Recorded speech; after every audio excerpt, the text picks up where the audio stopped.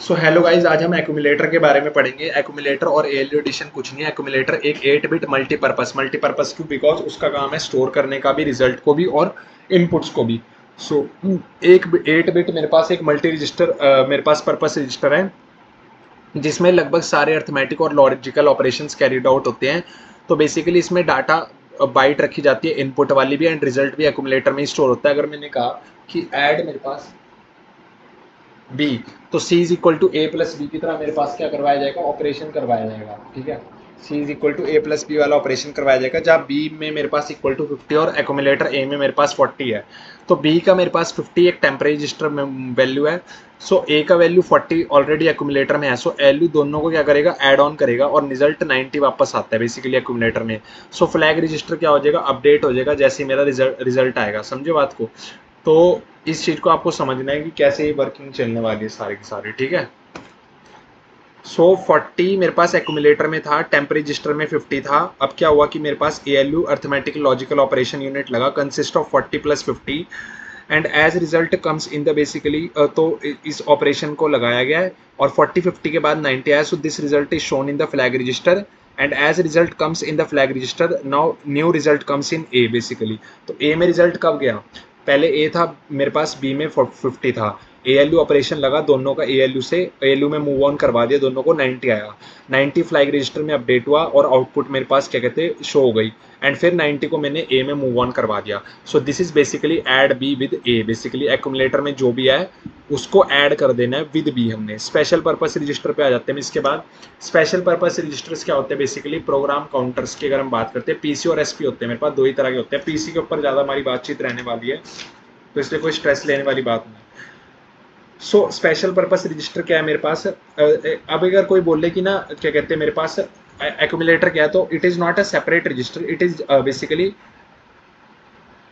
it is a status of accumulator and flag register together after an ALU operation where higher byte is accumulator content basically. So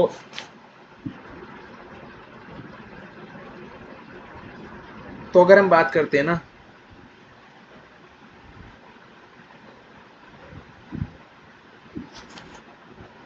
process status word, it shows the value of A and F. Wait a minute,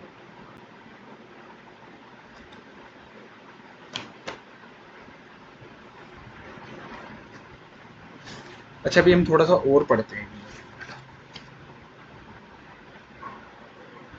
हाँ, special purpose register से पहले अगर अभी मैं general purpose में एक और operation करवाता हूँ जो डिस्कस आपसे, मूव बीसी।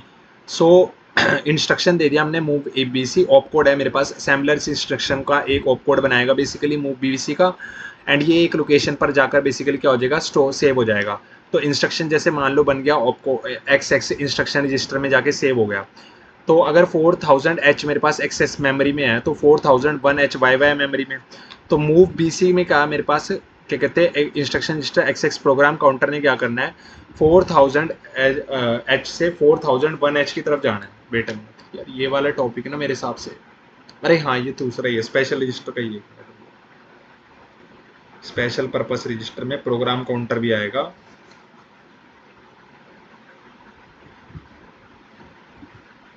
और इंस्ट्रक्शन रजिस्टर भी आएगा।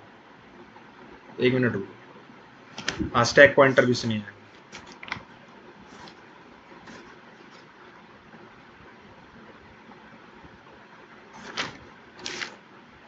ठीक है ठीक है, वो थोड़ा उल्टा सीधा कंफ्यूजन वाला क्रिएट नहीं करना, अब सिंपल आपको मैंने बता दिया है। ये जो आपको है एक्यूमुलेटर याद होना चाहिए। अब हम प्रोग्राम काउंटर और इंस्ट्रक्शन रजिस्टर पे आएंगे, उससे पहले हम स्पेशल पर्पस रजिस्टर पढ़ लेते हैं। स्पेशल पर्पस रजिस्टर वो है जो स्पेसिफिकली अवेलेबल होते हैं for some specific programs and for some specific purpose. तो उसमें सबसे पहले आता है program counter and instruction register. Program counter क्या है, ये भी एक 16 बिट का ही रजिस्टर है। मैं अब रजिस्टर की बात कर रहा हूँ, तो सबसे पहले याद रखना एड्रेस रजिस्टर, जो हमने जनरल पर्पस पढ़े वो भी 16 बिट के थे। सो प्रोग्राम काउंटर स्पेशल पर्पस है, फिर भी वो 16 बिट का ही है, जिसमें नेक्स्ट इंस्ट्रक्शन का मेरे पास एड्रेस स्टोर होता है जो एग्जीक्यूट होने वाला है। सो प्रोग्राम काउंटर हमेशा किसका एड्रेस स्टोर करेगा, जो एग्जीक्यूट होने वाला अपकमिंग नेक्स्ट इंस्ट्रक्शन है।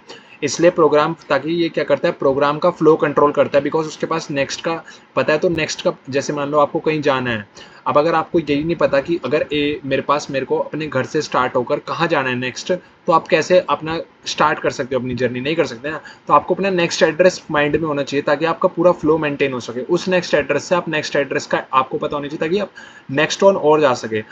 तो इंस्ट्रक्शन रजिस्टर क्या है, बेसिकली एक 8 बिट का रजिस्टर है जिसमें इंस्ट्रक्शन का ऑप कोड स्टोर होता है। बेसिकली क्या है, ये एक 8 बिट का रजिस्टर है जिसमें इंस्ट्रक्शन का क्या स्टोर होता है, ऑप कोड स्टोर होता है, याद रखना। So instruction register is a 8 bit register जिसमें इंस्ट्रक्शन का ऑप कोड स्टोर होता है। इंपॉर्टेंट क्या है, इंस्ट्रक्शन रजिस्टर सिर्फ ऑप कोड स्टोर करता है, डाटा कभी नहीं स्टोर करता। और इंस्ट्रक्शन डिकोडर क्या है, जो ऑप कोड इंस्ट्रक्शन रजिस्टर में फैच होता है, या जो ऑप कोड इंस्ट्रक्शन रजिस्टर में फैच हो जाता है, जो ऑप कोड इंस्ट्रक्शन रजिस्टर में फैच हो जाता है, तब डिकोडर उस बेसिकली इंस्ट्रक्शन रजिस्टर में ऑप कोड स्टोर करता है। तो इंस्ट्रक्शन जो ऑप कोड इंस्ट्रक्शन रजिस्टर में फैच हो जाता है, बेसिकली आ जाता है, तो डिकोडर उस इंस्ट्रक्शन रजिस्टर को डिकोड करता है माइक्रो प्रोग्राम की हेल्प से, ताकि प्रोसेसर समझ सके कौन सी ऑपरेशन परफॉर्म करनी है। So instruction register is a 8 bit register जिसमें इंस्ट्रक्शन, करंट इंस्ट्रक्शन का ऑप कोड स्टोर होता है। आईआर सिर्फ ऑप कोड स्टोर करता है, वो कभी भी डाटा नहीं स्टोर करता। और इंस्ट्रक्शन डिकोडर क्या है, वो ऑप कोड को आईआर में से फैच करके उसको डिकोड करके उसको माइक्रो प्रोग्राम की हेल्प से ये बताता है प्रोसेसर को कि अब हम कौन सी ऑपरेशन को परफॉर्म करना है हमारे को, बेसिकली। सो प्रोग्राम काउंटर मेरे पास क्या है, नेक्स्ट इंस्ट्रक्शन का एड्रेस क्या है वो बताता है, और इंस्ट्रक्शन रजिस्टर क्या है, करंट इंस्ट्रक्शन का ऑप कोड क्या है वो स्टोर करता है। सो दोनों अलग काम करते हैं, कभी भी कंफ्यूज मत होना, सिंपल सी बात बता दी, ठीक है। Instruction register is basically for storing the current instruction opcode, and program counter is for storing the basically address of the next basically instruction to be performed। okay, तो ये बातें याद रखना।